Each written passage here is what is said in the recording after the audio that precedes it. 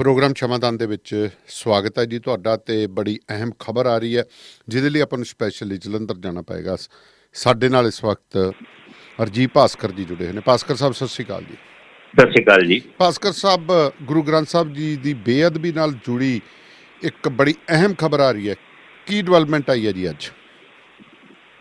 2015 ਦੇ ਵਿੱਚ ਬਰਗਾੜੀ ਦੇ ਵਿੱਚ ਜਿਹੜੀ ਬੇਅਦਬੀ ਹੋਈ ਸੀ ਗੁਰੂ ਗ੍ਰੰਥ ਸਾਹਿਬ ਦੀ, ਜੀ ਜੀ ਜੀ, ਉਸ ਤੋਂ ਬਾਅਦ ਕਈ SIT ਬਣੀ। ਇੱਕ SIT ਬਣਾਈ ਸੀਗੀ, ਤੁਹਾਨੂੰ ਯਾਦ ਹੋਏਗਾ, ਬਾਦਲ ਸਾਹਿਬ ਨੇ ਰਣਬੀਰ ਸਿੰਘ ਖੱਟੜਾ ਦੀ ਲੀਡਰਸ਼ਿਪ ਤੇ। ਜੀ ਜੀ। ਉਸ ਤੋਂ ਬਾਅਦ ਕੁੰਵਰ ਵਿਜੇ ਪ੍ਰਤਾਪ ਉਹਨਾਂ ਦੀ ਵੀ ਇੱਕ SIT ਬਣੀ ਸੀਗੀ ਜੀ, ਜਿਹਦੀ ਜੋ ਕੈਪਟਨ ਅਮਰਿੰਦਰ ਸਿੰਘ ਉਹਨਾਂ ਨੇ ਬਣਾਈ ਸੀਗੀ। ਔਰ ਜਿਹੜੀ ਕੁੰਵਰ ਵਿਜੇ ਪ੍ਰਤਾਪ ਉਹਨਾਂ ਦੀ SIT ਸੀ, ਉਹਨੇ ਕਾਫੀ ਸਫਲਤਾ ਵੀ ਪ੍ਰਾਪਤ ਕੀਤੀ, ਕਾਫੀ ਵਧੀਆ ਚੱਲ ਰਹੀ ਸੀ। ਪਰ ਅਚਾਨਕ ਜੀ ਜਦ ਬਾਦਲਾਂ ਦੇ ਉੱਤੇ ਉਹਨਾਂ ਦੀ ਸੂਈ ਇਨਵੈਸਟੀਗੇਸ਼ਨ ਦੀ ਮੁੜੀ ਹਾਂਜੀ, ਅਚਾਨਕ ਹੀ ਉਹ ਸੁਸਤ ਪੈ ਗਈ। ਅੱਛਾ ਜੀ। ਔਰ ਫਿਰ ਅਚਾਨਕ ਹੀ ਇਹ ਲੱਗਿਆ ਕਿ ਵੀ ਲਾਸਟ ਅਗਰ ਤੁਸੀਂ ਵੱਡੀ ਉਪਲਬਧੀ ਅਗਰ ਕੁੰਵਰ ਵਿਜੇ ਪ੍ਰਤਾਪ ਉਹਨਾਂ ਦੀ SIT ਦੀ ਦੇਖੋ, ਤੇ ਉਹ ਕਹਿੰਦੇ ਸੀ ਵੀ ਉਹਨਾਂ ਨੇ ਸੁਨਾਰੀਆ ਜੇਲ੍ਹ ਜਾਣਾ ਸੀਗਾ ਡੇਰਾ ਮੁਖੀ ਨਾਲ ਗੱਲ ਕਰਨ ਜੀ। ਔਰ ਮੇਨ ਮੁੱਦਾ ਸੀਗਾ ਕਿ ਉਹ ਜਿਹੜਾ ਲੈਟਰ ਉਹਨਾਂ ਨੇ ਅਕਾਲ ਤਖਤ ਜਾਂ ਗੁਰੂ ਗ੍ਰੰਥ ਸਾਹਿਬ ਦੀ ਬੇਅਦਬੀ ਦੇ ਮੁੱਦੇ ਤੇ, ਜਾਂ ਫਿਰ ਜਿਸ ਮੁੱਦੇ ਤੇ ਉਹਨਾਂ ਨੇ ਮਾਫੀ ਮੰਗਣੀ ਸੀਗੀ ਜਦ ਉਹਨਾਂ ਨੇ ਦਸ਼ਮ ਗੁਰੂ ਗੋਬਿੰਦ ਸਿੰਘ ਜੀ ਦਾ ਵੇਸ਼ ਬਦਲ ਕੇ ਜਾਂ ਉਹਨਾਂ ਦੀ ਪੁਸ਼ਾਕ ਪਾ ਕੇ ਜਿਹੜੀ ਫੋਟੋ ਖਿਚਾਈ ਸੀਗੀ, ਜੀ ਜੀ ਜੀ, ਉਸ ਮੁੱਦੇ ਤੇ ਜਿਹੜੀ ਮਾਫੀ ਮੰਗੀ ਸੀਗੀ, ਉਹ ਮਾਫੀ ਦਾ ਲੈਟਰ ਕਿਹਦੇ ਥਰੂ ਆਇਆ ਸੀ।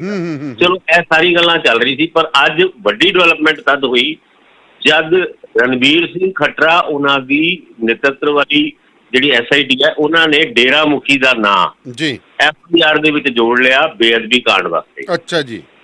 ਔਰ ਤੁਹਾਨੂੰ ਯਾਦ ਹੋਏਗਾ ਜਦ ਰਣਬੀਰ ਸਿੰਘ ਖੱਟੜਾ ਉਹਨਾਂ ਨੇ ਇਸ ਗੱਲ ਦੀ ਇਨਵੈਸਟੀਗੇਸ਼ਨ ਕਰਕੇ ਕਈ ਲੋਕਾਂ ਨੂੰ ਗ੍ਰਿਫਤਾਰ ਵੀ ਕੀਤਾ ਸੀਗਾ।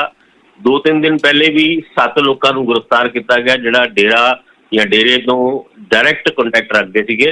ਪਰ ਇਹ ਨਾ ਸਾਰੀ ਇਨਵੈਸਟੀਗੇਸ਼ਨ ਬਹੁਤ ਸਾਲਾਂ ਤੋਂ ਸੁਸਤ ਚੱਲ ਰਹੀ ਸੀ। 2015 ਤੋਂ ਲੈ ਕੇ 2020 5 ਸਾਲ ਦੇ ਵਿੱਚ ਇਨਵੈਸਟੀਗੇਸ਼ਨ ਦੇ ਨਾਂ ਤੇ ਵੱਖ-ਵੱਖ ਕਮਿਸ਼ਨ ਬਣੇ, ਵੱਖ-ਵੱਖ SIT ਬਣੀ, ਪਰ ਇਨਵੈਸਟੀਗੇਸ਼ਨ ਦੀ ਕਿਸੇ ਸਿੱਟੇ ਤੇ ਨਹੀਂ ਪਹੁੰਚੀ ਅਜੇ ਤੱਕ। ਬਿਲਕੁਲ ਪਰ ਅੱਜ ਜਿਹੜੀ ਵੱਡੀ ਡਿਵੈਲਪਮੈਂਟ ਹੋਈ ਹੈ ਡੇਰਾ ਮੁਖੀ ਦਾ ਨਾਂ ਆਣਾ, ਔਰ ਡੇਰਾ ਮੁਖੀ ਦਾ ਨਾਂ ਆਣਾ ਇਹਦੇ ਪਿੱਛੇ ਕਿਸੇ ਨਾ ਕਿਸੇ ਜਗ੍ਹਾ ਰਾਜਨੀਤੀ ਵੀ ਲੱਗਦੀ ਹੈ। ਕਾਰਨ ਕਿ 2022 ਦੀ ਸ਼ੁਰੂਆਤ ਦੇ ਵਿੱਚ ਇਲੈਕਸ਼ਨ ਹੈਗੇ ਹੈ। ਅੱਜ ਕਾਂਗਰਸ ਸਰਕਾਰ ਕੋਲ ਕੋਈ ਮੁੱਦਾ ਨਹੀਂ ਹੈਗਾ ਜਿਨ੍ਹਾਂ ਮੁੱਦਿਆਂ ਦੀ ਨੂੰ ਰੇਜ਼ ਕਰਕੇ ਉਹ ਲੋਕਾਂ ਤੋਂ ਆਪਣੇ ਕੋਈ ਵੋਟ ਮੰਗ ਸਕਣ। ਔਰ 2019 ਦੀ ਲੋਕ ਸਭਾ ਇਲੈਕਸ਼ਨ, 2017 ਦੇ ਅਸੈਂਬਲੀ ਇਲੈਕਸ਼ਨ, ਇਹਨਾਂ ਦੋਨਾਂ ਇਲੈਕਸ਼ਨਾਂ ਦੇ ਵਿੱਚ ਬੇਅਦਬੀ ਦਾ ਮੁੱਦਾ ਕਾਂਗਰਸ ਨੇ ਖੂਬ ਭੁਨਾਇਆ। ਪਰ ਹੁਣ 2022 ਦੇ ਤੱਕ ਇਸ ਮੁੱਦੇ ਨੂੰ ਜਿੰਦਾ ਰੱਖਣ ਵਾਸਤੇ ਡੇਰਾ ਮੁਖੀ ਦਾ, ਹੁਣ ਚਲੋ ਇਹ ਤਾਂ ਨਹੀਂ ਕਹਿੰਦੇ ਕਿ ਬਈ 2022 ਵਿੱਚ ਇਸ ਮੁੱਦੇ ਨੂੰ ਬਣਾਏ ਰੱਖਣ ਵਾਸਤੇ ਇਹ ਡੇਰਾ ਮੁਖੀ ਨੂੰ ਨਾਮਜ਼ਦ ਕੀਤਾ ਗਿਆ ਹੈ, ਪਰ ਇਹ ਬੜੀ ਵੱਡੀ ਡਿਵੈਲਪਮੈਂਟ ਹੈ। ਔਰ ਵੱਡੀ ਡਿਵੈਲਪਮੈਂਟ ਇਸ ਕਰਕੇ ਵੀ ਹੈ ਕਿ ਇਸ ਗੱਲ ਦਾ ਅੰਦਾਜ਼ਾ ਔਰ ਇਸ ਗੱਲ ਦੇ ਸਬੂਤ ਕਈ ਵਾਰ ਮਿਲੇ ਸੀਗੇ ਕਿ ਉਸ ਬੇਅਦਬੀ ਜਿਹਦੀ CBI ਨੂੰ ਜਾਂਚ ਦਿੱਤੀ ਗਈ ਸੀਗੀ। ਬਿਲਕੁਲ। ਮੈਂ ਭਾਸਕਰ ਸਾਹਿਬ ਤੁਹਾਨੂੰ ਵਿਚਾਲੇ ਰੋਕ ਕੇ ਗੱਲ ਕਰਨਾ ਕਿ ਜਿਸ ਦਿਨ ਬੇਅਦਬੀ ਹੁੰਦੀ ਹੈ, ਜਿਸ ਦਿਨ ਮੋਟਰਸਾਈਕਲ ਦੇ ਉੱਤੇ ਸਰੂਪ ਚੋਰੀ ਹੋਣ ਦੀ ਘਟਨਾ ਵਾਪਰਦੀ ਹੈ, ਤਾਂ ਉੱਥੇ ਜਦੋਂ ਸਿੱਖ ਸੰਗਤ ਇਕੱਠੀ, ਉਹਨਾਂ ਨੇ ਲਿਟਰਲੀ ਜਿਹੜੇ ਬੰਦਿਆਂ ਦੇ ਨਾਂ ਲਏ ਸੀ ਉਹੀ ਬੰਦੇ ਆਲੇ ਦੁਆਲੇ ਤੁਰੇ ਫਿਰਦੇ ਨੇ, ਉਹੀ ਬੰਦੇ ਨੇ। ਕਿਉਂਕਿ ਇਹਦਾ ਮਤਲਬ ਉੱਥੋਂ ਦੇ ਲੋਕਾਂ ਨੂੰ ਪਤਾ ਸੀ ਵੀ, ਕਿਉਂਕਿ ਸਾਨੂੰ ਪਤਾ ਹੁੰਦਾ ਵੀ ਸਾਡੇ ਇਲਾਕੇ ਸ਼ਰਾਰਤੀ ਬੰਦੇ ਕਿਹੜੇ ਨੇ, ਕਿਹੜੇ ਕਾਰਵਾਈ ਨੂੰ ਅੰਜਾਮ ਦਿੰਦੇ ਨੇ। ਕਿਉਂ ਉਦੋਂ ਇੱਕ ਸਮਾਂ ਸੀ ਜਦੋਂ ਇਹਦੀ ਰਾਮ ਰਹੀਮ ਦੀ ਫਿਲਮ ਦੇ ਉੱਤੇ ਜਿਹੜੇ ਨੇ ਪੁਲਿਸ ਵਾਲੇ ਬੈਠੇ ਰਾਖੀਆਂ ਕਰ ਰਹੇ ਸੀਗੇ। ਸ਼ਾਇਦ ਉਦੋਂ ਮਜਬੂਰੀ ਹੋਏਗੀ ਉਦੋਂ ਦੀ ਸਰਕਾਰ ਦੀ। ਦੇਖੋ, ਬਾਬਾ ਡੇਰਾ ਮੁਖੀ ਦਾ ਨਾਮਜ਼ਦ ਹੋਣਾ ਔਰ ਹੁਣ ਕਿਹਾ ਜਾ ਰਿਹਾ ਕਿ ਉਹਨਾਂ ਨੂੰ ਪ੍ਰੋਡਕਸ਼ਨ ਵਾਰੰਟ ਤੇ ਪੰਜਾਬ ਪੁਲਿਸ ਲੈ ਕੇ ਆਏਗੀ, ਇਹ ਸਾਰੀ ਗੱਲਾਂ ਉਦੋਂ ਵੀ ਸੇਮ ਤਰੀਕੇ ਨਾਲ ਚੱਲਦੀ ਸੀ। ਔਰ ਬਿਲਕੁਲ ਠੀਕ ਕਹਿ ਰਹੇ ਹੋ ਤੁਸੀਂ ਦਾਨਾਵਾਲੀਆ ਸਾਹਿਬ, ਇਹ ਕੋਈ ਵੱਡਾ ਕੋਈ ਖੁਲਾਸਾ ਨਹੀਂ ਹੈ।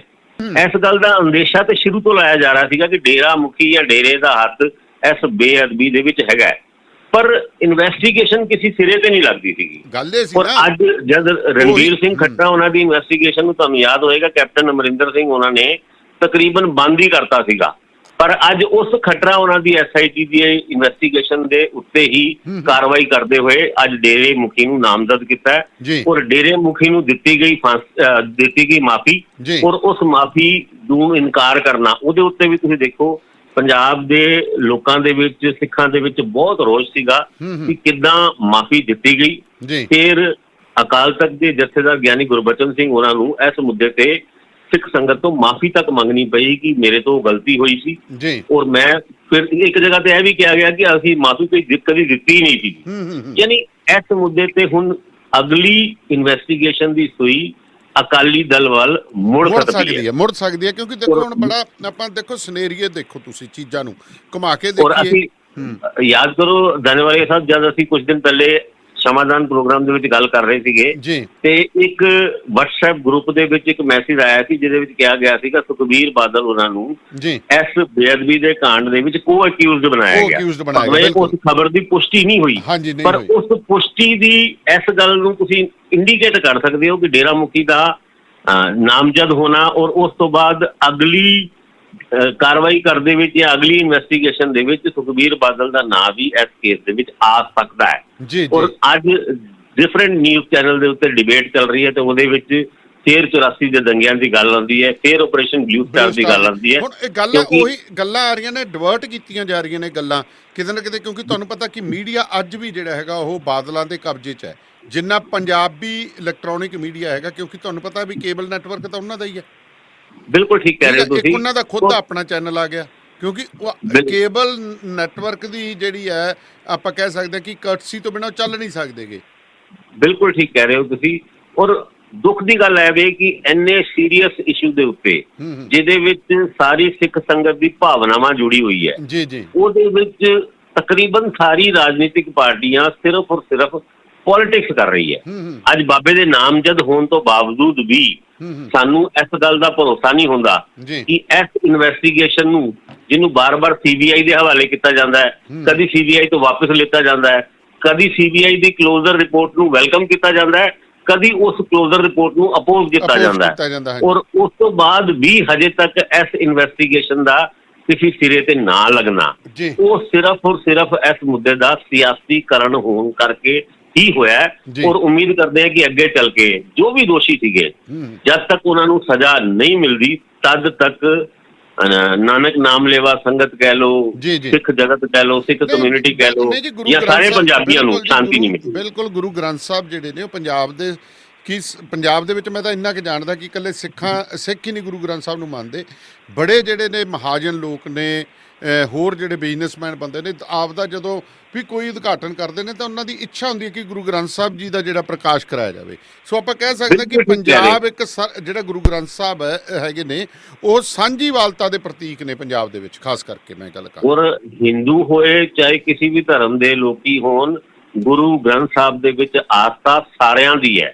ਔਰ ਜਦ ਗੁਰੂ ਗ੍ਰੰਥ ਸਾਹਿਬ ਦੀ ਬੇਅਦਬੀ ਹੁੰਦੀ ਹੈ ਤਾਂ ਦਿਲ ਰੋਂਦਾ ਹੈ, ਔਰ ਉਸ ਰੋਣ ਕਰਕੇ ਹੀ ਉਹ ਮੰਗ ਕਰਦਾ ਹੈ ਕਿ ਉਹਦੇ ਦੋਸ਼ੀ ਜਿਨ੍ਹਾਂ ਨੇ ਸਾਡੇ ਗੁਰੂ ਸਾਹਿਬ ਦੇ ਨਾਲ ਇਹ ਹਰਕਤ ਕੀਤੀ ਉਹਨਾਂ ਨੂੰ ਸਜ਼ਾ ਤੇ ਮਿਲਣੀ ਹੀ ਚਾਹੀਦੀ ਹੈ। ਜੀ ਇੱਕ ਕਾਲ ਲੈ ਲਈਏ। ਖਾਲਸਾ ਜੀ ਤੁਸੀਂ ਫਿਰ ਤੋਂ ਆਏ ਹੋ, ਹੁਕਮ ਜੀ। ਹਾਂਜੀ, ਮੈਂ ਇਹ ਗੱਲ ਕਹਿਣੀ ਚਾਹੁੰਦਾ ਬਈ ਜੇ MLA ਨੇ ਆਪਣੀ ਤਨਖਾਹ ਵਧਾਉਣੀ ਹੋਵੇ ਤਾਂ ਘੰਟੇ 'ਚ ਹੀ ਫੈਸਲਾ ਕਰ ਲੈਂਦੇ ਆ। ਇਹ ਸਨ 15 ਤੋਂ ਚੱਲ ਰਹੀ ਹੈ ਇਨਕੁਆਇਰੀ, ਤੇ ਹੁਣ ਸਹੀ ਹੋਈ ਕਿਉਂ ਨਹੀਂ? ਇਹਦੇ ਵਾਸਤੇ ਇਹ ਜਾਣ ਬੁੱਝ ਕੇ ਕੈਪਟਨ ਜਿਹੜਾ ਹੈ ਉਹ ਬਚਾ ਰਿਹਾ ਬਾਦਲਾਂ ਨੂੰ, ਔਰ ਉਹ ਆਪਦੀ ਵੋਟਾਂ ਤੇ ਨਿਸ਼ਾਨਾ ਲਾ ਰਿਹਾ, ਜਿਵੇਂ ਇਹਨਾਂ ਨੇ ਆਲਰੇਡੀ ਕਹਿਤਾ ਇਹ ਸਨ 22 ਦੀਆਂ ਚੋਣਾਂ ਸਾਹਮਣੇ। ਥੈਂਕ ਯੂ, ਮਿਹਰਬਾਨੀ। ਸੋ ਬਹੁਤ ਬਹੁਤ ਧੰਨਵਾਦ ਜੀ ਤੁਹਾਡਾ ਭਾਸਕਰ ਸਾਹਿਬ। ਧੰਨਵਾਦ, ਮਿਹਰਬਾਨੀ। ਤੇ ਪ੍ਰੋਗਰਾਮ ਸ਼ਮਾਦਾਨ ਦੇ ਵਿੱਚ ਹੁਣ ਆਪਾਂ ਇੱਕ ਵਾਰ ਚੱਲਦੇ ਹਾਂ ਗੁਰਦਾਸਪੁਰ, ਤੇ ਗੁਰਦਾਸਪੁਰ ਤੋਂ ਮੇਰੇ ਨਾਲ ਜੁੜ ਗਏ ਨੇ ਨਿਤਿਨ ਲੂਥਰਾ ਜੀ। ਨਿਤਿਨ ਜੀ ਸਤਿ ਸ਼੍ਰੀ ਅਕਾਲ।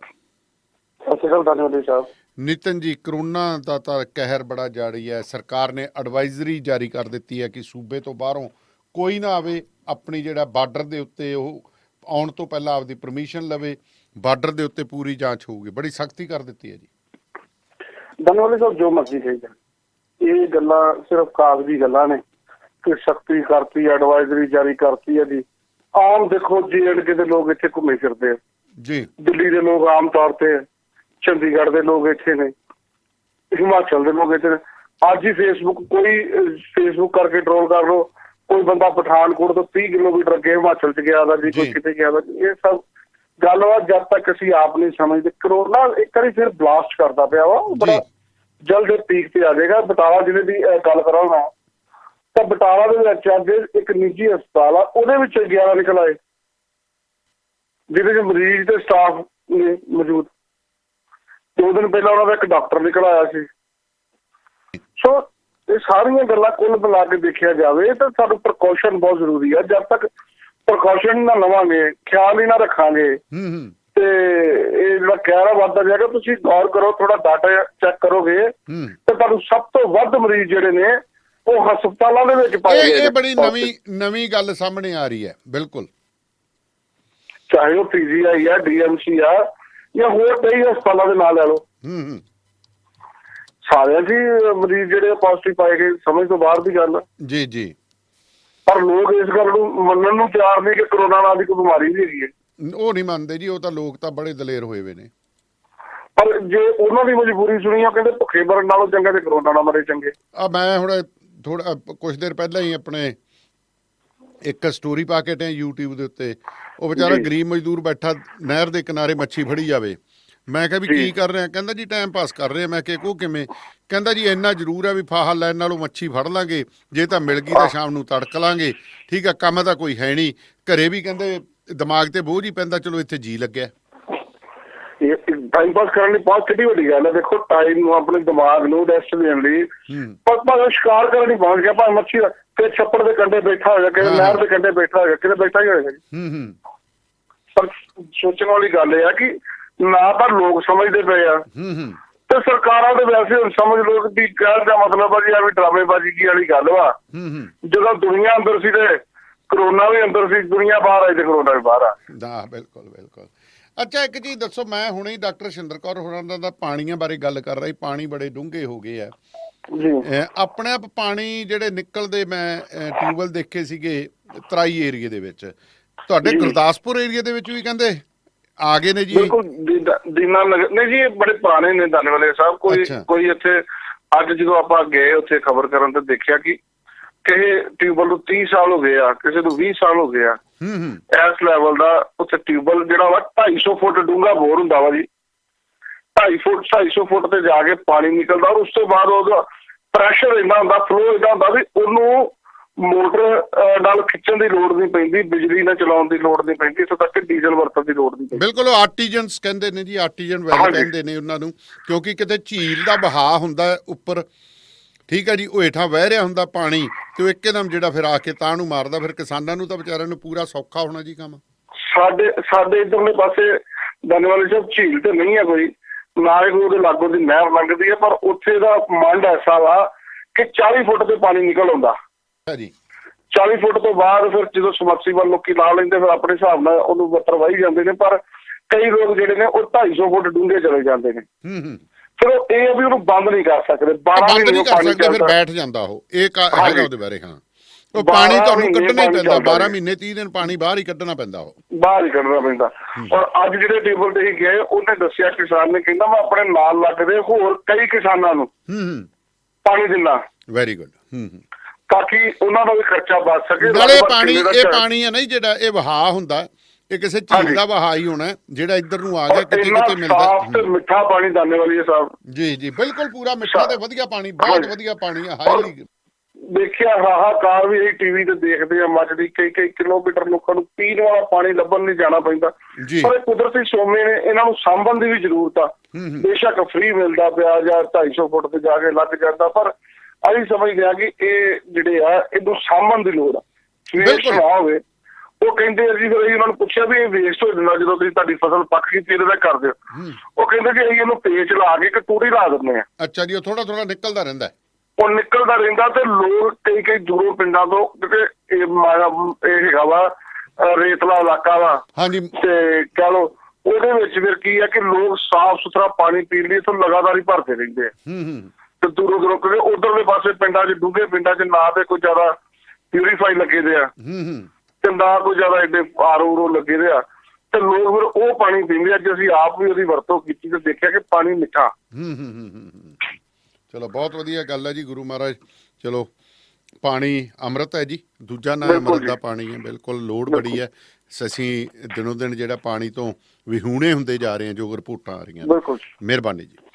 ਤੇ ਹੁਣ ਆਪਾਂ ਚੱਲਦੇ ਹਾਂ ਜੀ ਬਠਿੰਡੇ। ਮੇਰੇ ਨਾਲ ਅਮਨਦੀਪ ਗੋਸਲ ਜੀ ਨੇ ਇਸ ਵਕਤ। ਅਮਨਦੀਪ, ਸਤਿ ਸ਼੍ਰੀ ਅਕਾਲ ਜੀ। ਸਤਿ ਸ਼੍ਰੀ ਅਕਾਲ ਜੀ। ਅਮਨਦੀਪ ਜੀ, ਬਠਿੰਡਾ ਤਾਂ ਕਹਿੰਦੇ ਸੀਗੇ ਵੀ ਚਲੋ ਸਰਕਾਰ ਬਦਲ ਗਈ ਧਰਨਿਆਂ ਤੇ ਮੁਜ਼ਾਹਰਿਆਂ ਦਾ ਕੇਂਦਰ ਵੀ ਬਦਲ ਗਿਆ, ਪਰ ਬਠਿੰਡਾ ਬਦਲਦਾ ਨਹੀਂ ਨਜ਼ਰ ਆ ਰਿਹਾ। ਸਭ ਤੋਂ ਵੱਡੇ ਦੁੱਖ ਦੀ ਗੱਲ ਇਹ ਹੈ ਕਿ ਕਹਿੰਦੇ ਮੈਂ ਹੁਣ ਕੀ ਕਹਾਂ, ਮੈਂ ਪਿੱਛੇ ਜੇ 6 ਮਹੀਨੇ ਪਹਿਲਾਂ BSNL ਦਾ ਇੰਟਰਨੈਟ ਕਟਾਇਆ ਅਤੇ ਉਹਦੀ ਜਿਹੜੀ ਸਿਕਿਉਰਿਟੀ ਸੀਗੀ ਉਹ ਹਜੇ ਤੱਕ ਵਾਪਸ ਨਹੀਂ ਆਈ। ਸਿਕਿਉਰਿਟੀ ਦੇਖੋ ਤਾਂ ਕੀ ਮੋੜਨੀ ਸੀ, ਤਨਖਾਹਾਂ ਵੀ ਕਹਿੰਦੇ ਨਹੀਂ ਮੁੜ ਰਹੀਆਂ, ਅਤੇ ਅੱਕੇ ਜਿਹੜੇ ਨੇ ਜੀ ਜਿਹੜੇ BSNL ਦੇ ਮਜ਼ਦੂਰ ਨੇ ਠੇਕੇ ਅਧਾਰਤ, ਉਹ ਟਾਵਰਾਂ ਤੇ ਚੜ੍ਹ ਗਏ ਨੇ।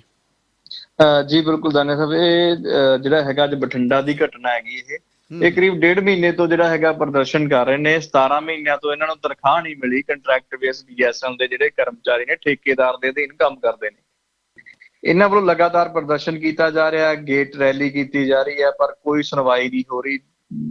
ਬੀਤੇ ਦਿਨੀ ਪ੍ਰਸ਼ਾਸਨ ਨੇ ਵਿੱਚ ਪੈ ਕੇ ਇੱਕ ਸਮਝੌਤਾ ਵੀ ਕਰਵਾਇਆ ਸੀ ਵੀ ਥੋੜੇ ਦਿਨਾਂ 'ਚ ਤੁਹਾਡੀ ਜਿਹੜੀ ਆ ਤਨਖਾਹ ਮਿਲ ਜਾਵੇਗੀ, ਪਰ ਕੋਈ ਜਿਹੜਾ ਹੈਗਾ ਉਹ ਤੇ ਅਮਲ ਹੁੰਦਾ ਨਜ਼ਰ ਨਾ ਹੁੰਦਾ ਵੇਖ ਕੇ ਅੱਜ ਦੁਬਾਰਾ ਪ੍ਰਦਰਸ਼ਨ ਤੇ ਬੈਠੇ ਜਿਹੜੇ ਹੈਗੇ ਆ BSNL ਦੇ ਕਰਮਚਾਰੀ, ਉਹ ਅੱਜ ਗੇਟ ਰੈਲੀ ਤੋਂ ਵਾਧੇ ਟਾਵਰ ਤੱਕ ਪਹੁੰਚ ਗਏ।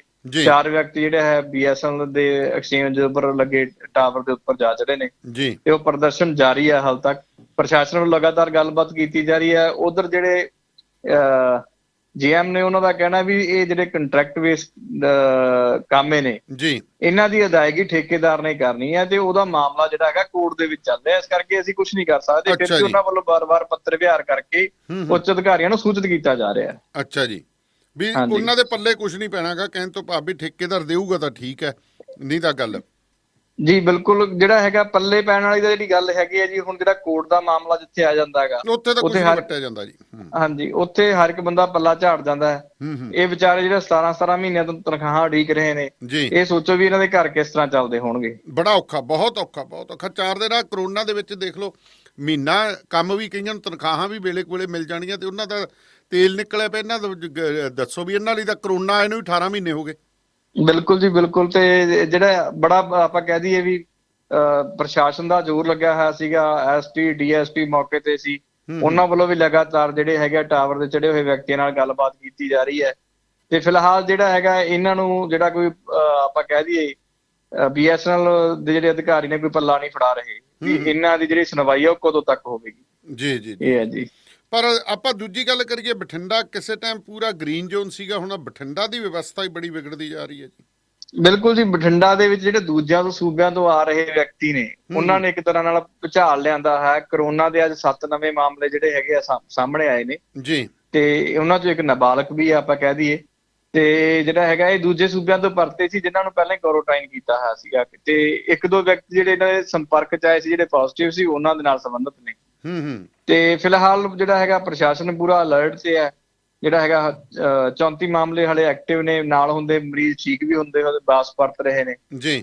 ਤੇ ਪਰ ਇੱਕ ਗੱਲ ਇਹ ਵੀ ਹੈ ਵੀ ਜਿਹੜੇ ਇਸ ਮਹਾਮਾਰੀ ਦੇ ਦੌਰਾਨ ਡਿਊਟੀ ਕਰ ਰਹੇ ਨੇ, ਕਿਤੇ ਨਾ ਕਿਤੇ ਉਹਨਾਂ ਦੇ ਵਿੱਚ ਵੀ ਜਿਹੜਾ ਹੈਗਾ ਆਪਾਂ ਕਹਿ ਦਈਏ ਇੱਕ ਤਰ੍ਹਾਂ ਨਾਲ ਨਿਰਾਸ਼ਾ ਪਾਈ ਜਾ ਰਹੀ। ਲਗਾਤਾਰ ਜਿਹੜੇ ਕੇਸ ਵੱਧਦੇ ਤੁਰੇ ਜਾ ਰਹੇ ਨੇ, ਉਹਨਾਂ ਦੇ ਚਿਹਰੇ ਤੇ ਵੀ ਚਿੰਤਾ ਦੇ ਜਿਹੜੀਆਂ ਲਕੀਰਾਂ ਆਮ ਦੇਖਣ ਨੂੰ ਮਿਲ ਸਕਦੀਆਂ ਜੀ। ਹਾਂਜੀ। ਸੋ ਬਿਲਕੁਲ ਤੁਹਾਡੀ ਗੱਲ ਜਾਇਜ਼ ਹੈ ਜੀ। ਇਸ ਗੱਲ ਦੇ ਵਿੱਚ ਵੀ ਬਹੁਤ ਸਥਿਤੀ ਜਿਹੜੀ ਉਹ ਗੰਭੀਰ ਹੋ ਗਈ ਹੈ, ਤੇ ਬਾਕੀ ਤੁਸੀਂ ਵੀ ਸਿਆਣੇ ਹੋ ਕਿ ਲਗਾਤਾਰ ਕਰੋਨਾ ਵਰਤ ਰਿਹਾ। ਦੇਖੋ ਹੁਣ ਬਾਰਡਰ ਏਰੀਆ, ਤੇ ਬਾਰਡਰ ਏਰੀਆ ਦੇ ਵਿੱਚ ਕੀ ਵੱਟੀ ਦਾ ਆਪਣੇ ਆਪ ਬਾਅਦ ਚ ਪਤਾ ਲੱਗੂਗਾ। ਬਿਲਕੁਲ ਜੀ। ਇੱਕ ਹੁਣ ਜਿਹੜਾ ਨਵੀਂ ਤੁਹਾਡੇ ਨਾਲ ਗੱਲ ਸਾਂਝੀ ਕਰਨੀ ਚਾਹਾਂਗਾ ਵੀ ਪਿਛਲੇ 5-7 ਦਿਨਾਂ ਤੋਂ ਲਗਾਤਾਰ ਜਿਹੜਾ ਹੈਗਾ ਧਰਨੇ ਪ੍ਰਦਰਸ਼ਨਾਂ ਦਾ ਦੌਰ ਜਾਰੀ ਹੈ। ਬਿਲਕੁਲ, ਉੱਥੋਂ ਵੀ ਡਰ ਲੱਗਦਾ ਹੈ। ਐਂਡ ਸਭ ਤੋਂ ਵੱਡੀ ਗੱਲ ਹੈ, ਮੈਂ ਅੱਜ ਚੈੱਕ ਕਰ ਰਿਹਾ ਸੀ ਇੱਕ ਚੀਜ਼ ਕਿ ਜਿਹੜਾ ਮਿਸ਼ਨ ਫਤਿਹ ਹੈ, ਮਿਸ਼ਨ ਫਤਿਹ ਦੇ ਵਿੱਚ ਸੁਨੇਹਾ ਦੇਣ ਦੇ ਲਈ ਕੋਈ 12,000 ਸਰਪੰਚ, 1 ਲੱਖ ਤੁਹਾਡਾ ਕੀ ਕਹਿੰਦੇ ਆ ਮੈਂਬਰ, ਤੇ ਕੋਈ ਇੰਨੇ ਕੀ ਲਗਭਗ ਹੋਰ ਵਰਕਰ ਜਿਹੜੇ ਨੇ ਲੋਕਾਂ ਨੂੰ ਕਰੋਨਾ ਬਾਰੇ ਦੱਸਣ ਜਾ ਰਹੇ ਹੋ। ਮੈਨੂੰ ਲੱਗਦਾ ਖੁਦ ਹੀ ਟਰਾਂਸਮਿਟ ਕਮਿਊਨਿਟੀ ਸਪਰੈਡ ਤਾਂ ਅਸੀਂ ਆਪ ਹੀ ਸ਼ੁਰੂ ਕਰਤਾ। ਬਿਲਕੁਲ ਜੀ ਬਿਲਕੁਲ। ਦੇਖੋ ਮੈਨੂੰ ਲੱਗਦਾ ਇੰਨੇ ਧਰਨੇ ਚੰਡੀਗੜ੍ਹ ਜਾਂ CM ਸਾਹਿਬ ਦੇ ਸ਼ਹਿਰ ਪਟਿਆਲਾ 'ਚ ਨਹੀਂ ਲੱਗਦੇ ਹੋਣੇ ਜਿੰਨੇ ਬਠਿੰਡਾ ਦੇ ਵਿੱਚ ਇੱਕ ਦਿਨ ਦੇ ਵਿੱਚ 3 ਤੋਂ 4 ਧਰਨੇ ਲੱਗ ਰਹੇ ਨੇ ਜੀ। ਸਭ ਤੋਂ ਵੱਡਾ ਦੁੱਖ ਤਾਂ ਦੇਖੋ ਜੀ ਉਹਨਾਂ ਬੀਬੀਆਂ ਦਾ ਜਿਨ੍ਹਾਂ ਨੂੰ ਇਹਨਾਂ ਨੇ ਫਸਾ ਲਿਆ, ਸੈਲਫ ਹੈਲਪ ਗਰੁੱਪ ਦੇ ਨਾਂ ਦੇ ਉੱਤੇ ਮਹਿੰਗੇ ਕਰਜ਼ੇ ਦਿੱਤੇ ਨੇ, ਇੱਕ ਦੀ ਮਾਂ ਦੂਜੇ ਦੇ ਹੱਥ, ਦੂਜੇ ਦੀ ਮਾਂ ਤੀਜੇ ਦੇ ਹੱਥ, ਸਾਰਿਆਂ ਦੀਆਂ ਇੱਕ ਦੂਜੇ ਨਾਲ ਇਹਨਾਂ ਨੇ ਪਾਈਆਂ ਵੀ ਹੈ, ਤੇ ਵਿਆਜ ਤੁਹਾਨੂੰ ਪਤਾ ਵੀ ਸੁਲਤਾਨੀ। ਬਿਲਕੁਲ ਜੀ। ਫਿਰ ਕੋਈ ਰਿਆਇਤ ਨਹੀਂ, ਲਾਕਡਾਊਨ ਚੱਲ ਰਿਹਾ, ਲੋਕਾਂ ਕੋਲੇ ਆਮਦਨ ਦੇ ਸਾਧਨ ਜਿਹੜੇ ਹੈਗੇ ਖਤਮ ਹੋ ਚੁੱਕੇ ਨੇ, ਪਰ ਇਹਨਾਂ ਦਾ ਡੰਡਾ ਉਸੇ ਤਰ੍ਹਾਂ ਜਾਰੀ ਹੈ ਵੀ ਸਾਨੂੰ ਨਹੀਂ ਪਤਾ, ਚੋਰੀ ਕਰੋ, ਡਾਕਾ ਮਾਰੋ, ਸਾਡੀ ਪੇਮੈਂਟ ਸਾਨੂੰ ਦਿਓ ਕਿਸ਼ਤ ਦੇ ਰੂਪ ਦੇ ਵਿੱਚ ਜਿਹੜੀ ਹੈਗੀ ਉਹ ਸਾਨੂੰ ਵਾਪਸ ਕਰੋ, ਲੋਨ ਆ ਭਾਵੇਂ ਕੁਝ ਵੀ ਹੈ। ਉਧਰੋਂ ਹੁਣ ਥਰਮਲ ਪਲਾਂਟ ਨੂੰ ਲੈ ਕੇ ਜਥੇਬੰਦੀਆਂ ਜਿਹੜੀਆਂ ਹੈਗੀਆਂ ਪ੍ਰੋਟੈਸਟ ਕਰ ਰਹੀਆਂ। ਤੀਜਾ ਜਿਹੜਾ ਹੁਣ ਆਪਣਾ ਦੋ ਦੇਸ਼ਾਂ ਦੇ ਵਿੱਚ ਜਿਹੜਾ ਹੈਗਾ ਵਾਰ ਦੇ ਆਸਾਰ ਬਣੇ ਹੋਏ ਨੇ ਉਹਨਾਂ ਨੂੰ ਲੈ ਕੇ ਜਿਹੜਾ ਹੈਗਾ ਤਲਕ ਕਲਾਮੀ ਵਧੀ ਹੋਈ ਹੈ। ਤੀਜਾ ਹੁਣ ਇੱਕ ਫੀਸਾਂ ਦੇ ਮੁੱਦੇ ਨੂੰ ਲੈ ਕੇ ਪ੍ਰਦਰਸ਼ਨ ਲਗਾਤਾਰ ਜਾਰੀ ਨੇ। 3-4 ਦਿਨਾਂ ਦੇ ਵਿੱਚ ਇਹ ਹਾਲਾਤ ਬਣਿਆ ਵੀ ਇੱਕ ਦਿਨ ਦੇ ਵਿੱਚ 2-2 3-3 ਪ੍ਰਦਰਸ਼ਨ ਲਗਾਤਾਰ ਹੋ ਰਹੇ। ਬਿਲਕੁਲ ਗੱਲ ਖਬਰਾਂ ਜੇਕਰ ਬਠਿੰਡੇ ਦੀ ਕਰੀਏ ਤਾਂ ਬੰਦਾ ਜੇ ਸਵੇਰ ਤੋਂ ਲੈ ਕੇ ਸ਼ਾਮ ਤੱਕ ਖਬਰਾਂ ਕਰ ਰਹੀਆਂ ਧਰਨੇ ਪ੍ਰਦਰਸ਼ਨਾਂ ਦੀਆਂ ਹੀ ਹੋ ਸਕਦੀਆਂ ਨੇ। ਬਿਲਕੁਲ ਜੀ, ਇਹਦੇ ਨਾਲ ਜਿਹੜਾ ਹੈਗਾ ਕਰੋਨਾ ਸੰਕਰਮਣ ਦੇ ਜਿਹੜੇ ਚਾਂਸਸ ਜ਼ਿਆਦਾ ਬਣਦੇ ਨੇ। ਇੱਕ ਵਿਅਕਤੀ ਵੀ ਆਏਗਾ, ਦੇਖੋ ਕਿੰਨੇ ਲੋਕਾਂ ਦੇ ਸੰਪਰਕ ਚ ਆਏਗਾ ਅੱਗੇ ਜਾ ਕੇ। ਥੋੜਾ ਜਿਹਾ ਸਿਆਸੀ ਪਾਰਟੀਆਂ ਨੂੰ ਤੇ ਜਿਹੜੇ ਆਪਣੇ ਹੈਗੇ ਸੰਘਰਸ਼ੀਲ ਜਥੇਬੰਦੇ ਨੂੰ ਇੱਧਰ ਵੀ ਧਿਆਨ ਦੇਣਾ ਚਾਹੀਦਾ। ਜੀ ਬਿਲਕੁਲ ਬਿਲਕੁਲ ਭਾਈ, ਥੋੜਾ ਜਿਹਾ ਇੱਧਰ ਵੀ ਖਿਆਲ ਰੱਖੋ, ਐਵੇਂ ਬਿਮਾਰੀ ਨਾ ਕਰ ਲਿਓ। ਸੰਘਰਸ਼ ਸਰਕਾਰਾਂ ਨੇ ਤੁਹਾਨੂੰ ਉਹ ਨਹੀਂ ਦੇਣਾਗਾ। ਬਿਲਕੁਲ ਧੰਨਵਾਦ ਜੀ, ਧੰਨਵਾਦ, ਮਿਹਰਬਾਨੀ। ਇਹ ਸਨ ਅਮਨਦੀਪ ਗੋਸਲ ਜੀ ਤੇ ਹੁਣ ਨੀਲ ਭਲਿੰਦਰ ਜੀ ਹੋਰਾਂ ਨਾਲ ਥੋੜੀ ਜਿਹੀ ਹੋਰ ਅਪਡੇਟ ਆਪਾਂ ਡੇਰਾ ਸਿਰਸੇ ਵਾਲੇ ਦੇ ਬਾਰੇ ਲੈਂਦੇ ਹਾਂ ਕੀ ਕੁਛ ਹੈ, ਕਿਉਂਕਿ ਭਾਸਕਰ ਜੀ ਤਾਂ ਦੱਸ ਹੀ ਚੁੱਕੇ ਨੇ।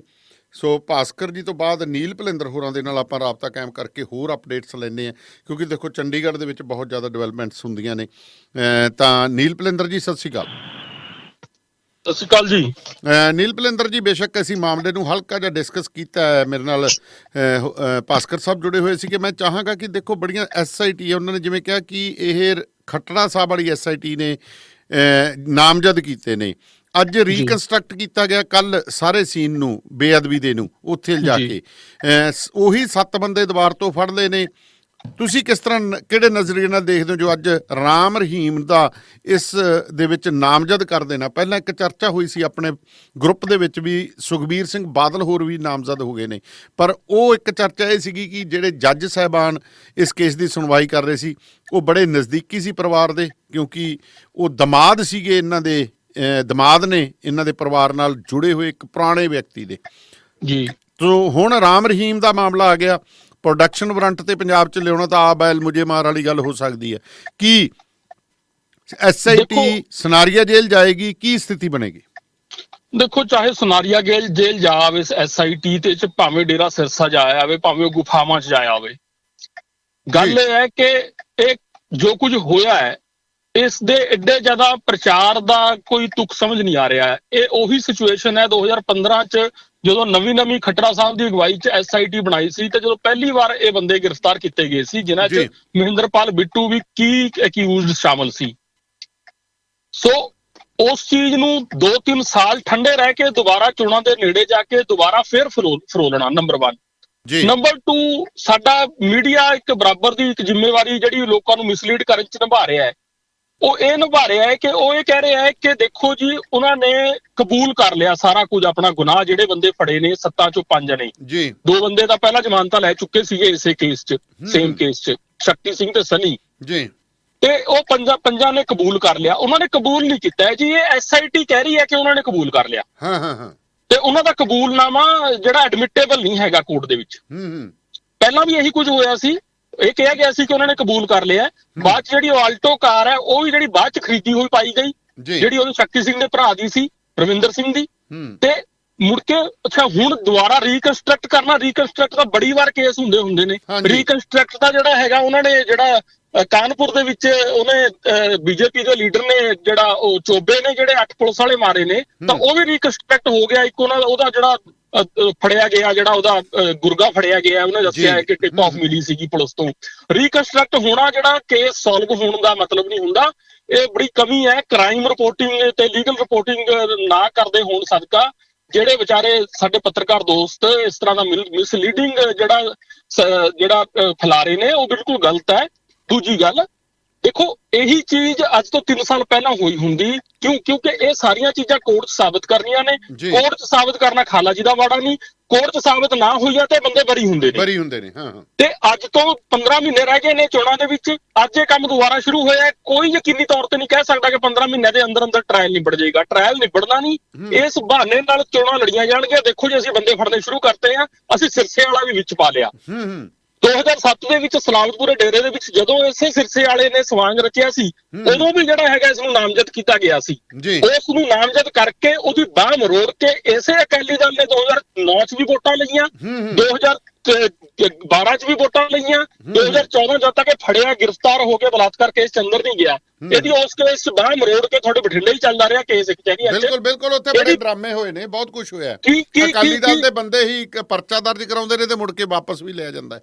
ਹੁਣ ਇਸ ਗੱਲ ਨੂੰ ਆਪਾਂ ਕਿਵੇਂ ਇਨਕਾਰ ਕਰ ਸਕਦੇ ਹਾਂ ਕਿ 2020 ਚ ਸਿਰਸੇ ਵਾਲੇ ਨੂੰ ਮੁੜ ਕੇ ਨਾਮਜ਼ਦ ਕਰਕੇ 2022 ਚ ਵੋਟਾਂ ਨਹੀਂ ਲਊਗਾ ਕੈਪਟਨ ਅਮਰਿੰਦਰ। SYL ਬਣ ਗਿਆ ਜੀ, SYL ਬਣ ਗਿਆ। ਸੋ ਇਹ ਮੀਡੀਆ ਇੰਨਾ ਗੁੰਮਰਾਹਕੁਨ ਪ੍ਰਚਾਰ ਵੀ ਨਾ ਕਰੋ ਦੋਸਤੋ, ਸਿਆਣੇ ਬਣੋ। ਮੰਨਿਆ YouTube ਨੇ, Facebook ਨੇ ਤੁਹਾਨੂੰ ਪੱਤਰਕਾਰ ਬਣਾਤਾ ਹੈ, ਪਰ ਪੱਤਰਕਾਰੀ ਦੇ ਘਰ ਬਹੁਤ ਦੂਰ ਨੇ। ਲੀਗਲ ਰਿਪੋਰਟਿੰਗ ਕਰਨਾ ਸਿੱਖੋ, ਕ੍ਰਾਈਮ ਰਿਪੋਰਟਿੰਗ ਕਰਨਾ ਸਿੱਖੋ, ਉਹਨਾਂ ਦੇ ਮਤਲਬ ਸਮਝਣੇ ਸਿੱਖੋ। ਕਬੂਲਨਾਮਾ ਤਾਂ ਇਹ ਸਵੀਕਾਰਯੋਗ ਹੀ ਨਹੀਂ ਹੈਗਾ ਅਦਾਲਤ ਦੇ ਵਿੱਚ ਜਾ ਕੇ। ਜੀ ਉਹਦਾ ਕਹਿਣਗੇ ਸਮਝੋ ਛਿੱਤਰ ਮਾਰ ਕੇ ਕਬੂਲ ਕਰਾ ਲਿਆ। ਅਸੀਂ ਤਾਂ ਪਹਿਲਾਂ ਵੀ ਜ਼ਮਾਨਤ ਤੇ ਆਏ ਹੋਏ ਹਾਂ 3 ਸਾਲ ਪਹਿਲਾਂ। ਜਾਂ ਦਫਾ 64 ਦੇ ਬਿਆਨ ਦਰਜ ਹੋਣ।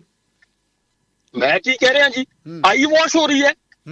ਇਹੀ ਗੱਲ ਦੇਖੋ, ਇਹ ਜਿਹੜਾ ਦੇਖੋ ਅੱਧੀ ਕਿ ਦੇਖੋ ਕਸਰ ਜਿਹੜੀ ਹੈਗੀ ਹੈ ਪੱਤਰਕਾਰ ਪੂਰੇ ਕਰ ਦਿੰਦੇ ਨੇ ਸਰਕਾਰ ਦੇ ਹੱਕ 'ਚ ਜਾਂ ਵਿਰੋਧ 'ਚ ਹਵਾ ਬਣਾ ਕੇ।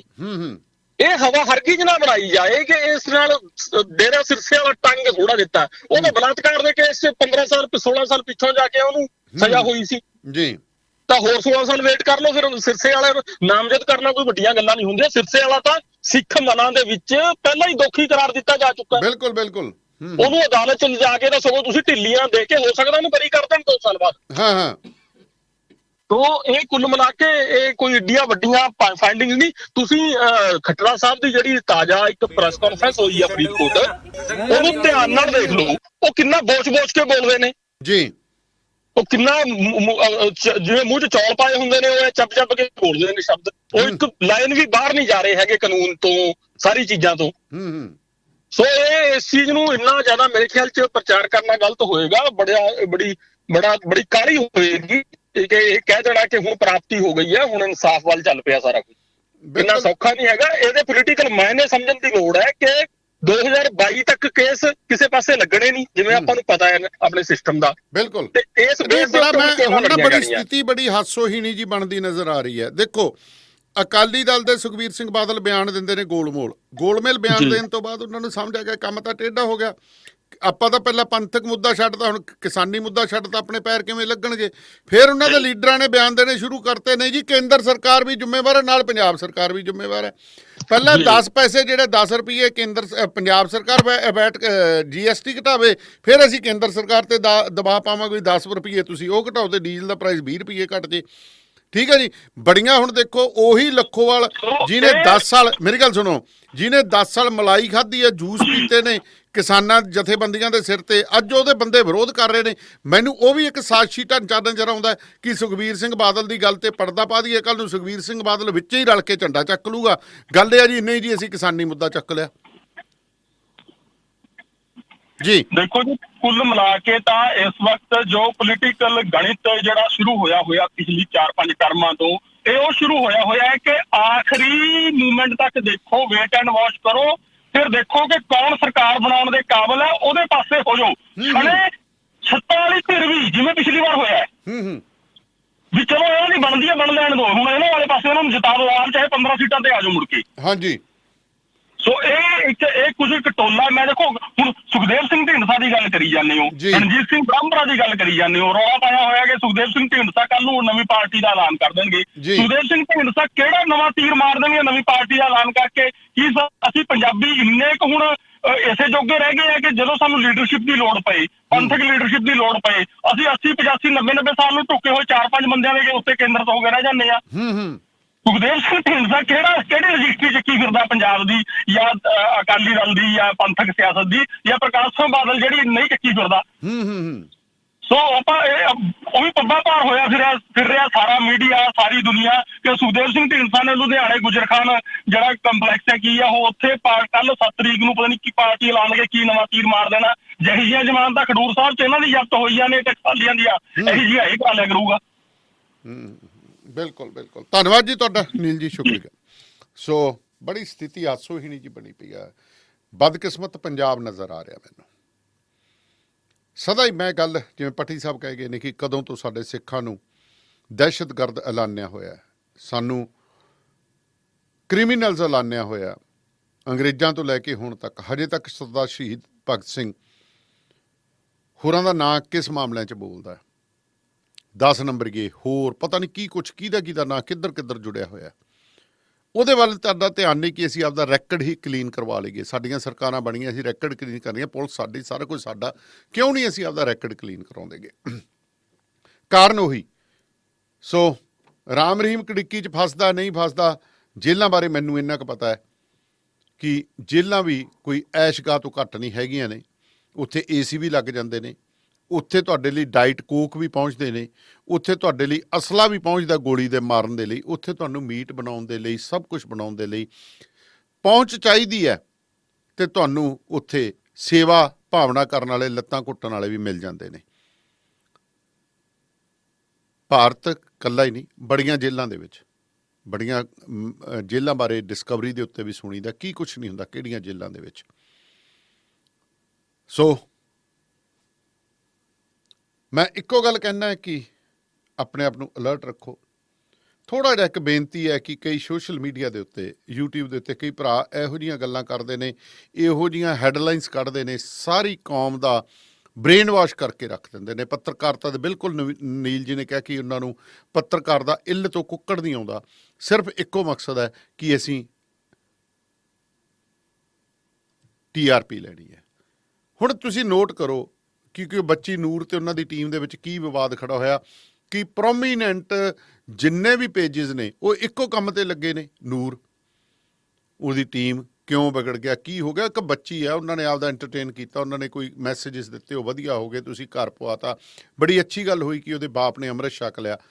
ਅੱਧੀ ਲੜਾਈ ਤਾਂ ਇਹਨਾਂ ਲੋਕਾਂ ਨੇ ਪਵਾਤੀ ਆ ਵੀ ਜਿਵੇਂ ਕਹਿੰਦੇ ਜੀ ਉਹ ਪੈਸੇ ਖਾ ਗਿਆ, ਉਹ ਖਾ ਗਿਆ। ਟੀਮ ਹੈ, ਬੱਚਾ ਵੀ ਹੈ, ਉਹਨਾਂ ਨੇ ਜਿਹਨੇ ਮਿਹਨਤ ਕੀਤੀ ਹੈ।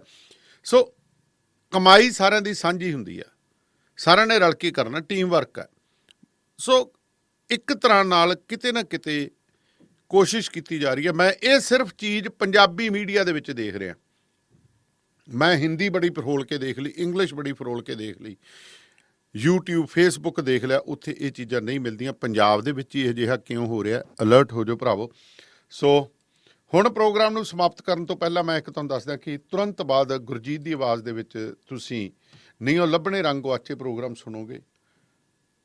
ਪੰਜਾਬੀ ਰੰਗਮੰਚ ਦੇ ਵਿੱਚ ਔਰਤਾਂ ਦਾ ਯੋਗਦਾਨ, ਸਾਡੀਆਂ ਫੀਮੇਲ ਐਕਟਰੈਸਿਸ ਦੇ ਉੱਤੇ ਅਸੀਂ ਇਹ ਗੱਲਬਾਤ ਕੀਤੀ ਹੈ। ਸੋ ਜ਼ਰੂਰ ਸੁਣਿਓ। ਬਾਕੀ ਕਹਾਣੀ ਤੁਹਾਨੂੰ ਕਿਸ ਤਰ੍ਹਾਂ ਲੱਗੀ? ਬੜੇ ਮੈਨੂੰ ਪੋਜ਼ੀਟਿਵ ਰਿਸਪੌਂਸਿਸ ਆਏ ਨੇ, ਮੈਂ ਉਹਨਾਂ ਦਾ ਜ਼ਿਕਰ ਕਰਨਾ ਜ਼ਰੂਰ ਚਾਹਾਂਗਾ।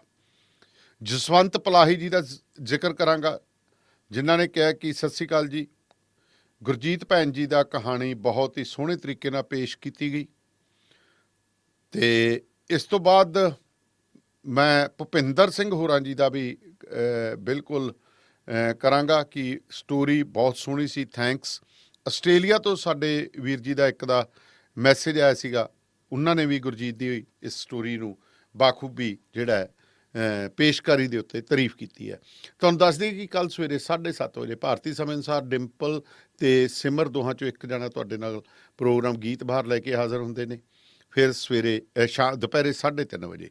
ਤੋਂ ਇਸ ਤੋਂ ਇਲਾਵਾ ਨਾਲ ਦੀ ਨਾਲ ਮੇਰੀ ਗੁਜ਼ਾਰਿਸ਼ ਹੈ ਕਿ ਕੋਈ ਵੀ ਸੱਜਣ ਮਿੱਤਰ ਬੱਚਿਆਂ ਨੂੰ ਜਾਂ ਆਪ ਕੋਈ ਕਿਸੇ ਤਰ੍ਹਾਂ ਦਾ ਵੀ ਮੀਡੀਆ ਨਾਲ ਰਿਲੇਟਡ ਟ੍ਰੇਨਿੰਗ ਲੈਣਾ ਚਾਹੁੰਦਾ, ਮੇਰੇ ਦਰਵਾਜ਼ੇ ਖੁੱਲ੍ਹੇ ਨੇ। ਜਿੰਨਾ ਮੇਰੇ ਤੋਂ ਹੋ ਸਕਿਆ ਤੁਹਾਨੂੰ ਅੱਛੀ ਜਰਨਲਿਜ਼ਮ, ਅੱਛੀ ਪੇਸ਼ਕਾਰੀ ਸਿਖਾਉਣ ਦੀ ਕੋਸ਼ਿਸ਼ ਕਰਾਂਗਾ। ਸੋ ਤੁਸੀਂ ਕਿਸੇ ਵੀ ਸਮੇਂ 10 ਵਜੇ ਤੋਂ 11 ਵਜੇ ਦੇ ਦਰਮਿਆਨ ਵਾਕ ਇਨ ਕਰ ਸਕਦੇ ਹੋ ਰੇਡੀਓ ਪੰਜਾਬ ਟੂਡੇ ਦੇ ਬਠਿੰਡਾ ਆਫਿਸ ਦੇ ਵਿੱਚ। ਆਫਿਸ ਤੁਹਾਨੂੰ ਮੈਂ ਸਮਝਾ ਦਿੰਦਾ ਜੀ, 100 ਫੁੱਟ ਮੇਨ ਰੋਡ ਹੈ ਜੀ, ਸ਼ਾਂਤ ਨਗਰ ਦੇ ਵਿੱਚ। 100 ਫੁੱਟੀ ਸੜਕ ਕਹਿੰਦੇ ਨੇ, ਸ਼ਾਂਤ ਨਗਰ ਦੇ ਵਿੱਚ ਮੇਨ ਰੋਡ ਦੇ ਉੱਤੇ ਹੀ ਆਫਿਸ ਹੈ। PWD ਦੀਆਂ ਝੁੱਗੀਆਂ ਦੇ ਬਿਲਕੁਲ ਸਾਹਮਣੇ ਹੈ ਜੀ। PWD ਦੀ ਜਿਹੜੀ ਹੈ ਉਹਦੇ ਏਰੀਆ ਦੇ ਵਿੱਚ ਝੁੱਗੀਆਂ, ਪੁਰਾਣੇ ਘਰ ਬਣੇ ਹੋਏ ਨੇ। ਡੋਮੀਨੋਜ਼ ਪੀਜ਼ਾ ਹੈਗਾ, ਉਹਦੇ ਸਾਹਮਣੇ ਜੇ ਆ ਜਾਂਦਾ। ਨੰਬਰ ਤੁਹਾਡੇ ਕੋਲ ਮੇਰਾ ਹੈਗਾ 9780141741, 9780141741। ਰਾਮ ਸਿੰਘ ਮੇਰੇ ਕੋਆਰਡੀਨੇਟਰ ਨੇ, ਉਹਨਾਂ ਦਾ ਨੰਬਰ ਨੋਟ ਕਰ ਲਓ, 9780100226। ਇਹ ਦੋ ਨੰਬਰਾਂ ਦੇ ਉੱਤੇ ਤੁਸੀਂ ਕਾਲ ਕਰ ਸਕਦੇ ਹੋ। ਤੁਸੀਂ ਇੰਡੀਆ ਤੋਂ ਬਾਹਰ ਵੀ ਕਿਤੇ ਜਾਂ ਇੰਡੀਆ ਦੇ ਵਿੱਚ ਵੀ ਕੋਈ ਪ੍ਰੋਗਰਾਮ ਤੁਸੀਂ ਅਰਲੀ ਮਾਰਨਿੰਗ ਜਾਂ ਕੋਈ ਵੀ ਸ਼ੁਰੂ ਕਰਨਾ ਚਾਹੁੰਦੇ ਹੋ, ਤੁਹਾਨੂੰ ਇਕੁਇਪਮੈਂਟ ਆਪਣਾ ਲੈਣਾ ਪਏਗਾ, ਤੁਹਾਨੂੰ ਸਲੋਟ ਜਿਹੜਾ ਹੈ ਉਹ ਅਲਾਟ ਕਰ ਦਿੱਤਾ ਜਾਏਗਾ। ਤੁਸੀਂ ਉਸ ਸਲੋਟ ਦੇ ਵਿੱਚ ਜ਼ਰੀਏ 2 ਘੰਟੇ ਦਾ ਪ੍ਰੋਗਰਾਮ ਤੁਸੀਂ ਕਰ ਸਕਦੇ ਹੋ। ਸੋ ਮੈਨੂੰ ਹੁਣ ਸਵਰਨ ਸਿੰਘ ਦਾਨੇ ਵਾਲੀਏ ਨੂੰ ਦਿਓ ਜੀ ਇਜਾਜ਼ਤ। ਅਤੇ ਜੇ ਮੈਂ ਤੁਹਾਡੇ ਨਾਲ ਪਹਿਲਾਂ ਹੀ ਬੇਨਤੀ ਕਰ ਚੁੱਕਿਆ ਕਿ ਗੁਰਜੀਤ ਦੀ ਆਵਾਜ਼ ਦੇ ਵਿੱਚ ਤੁਸੀਂ ਪ੍ਰੋਗਰਾਮ ਜਿਹੜਾ ਹੈ ਸੁਣੋਗੇ, ਨਹੀਂ ਉਹ ਲੱਭਣੇ ਰੰਗੋ ਅੱਜ।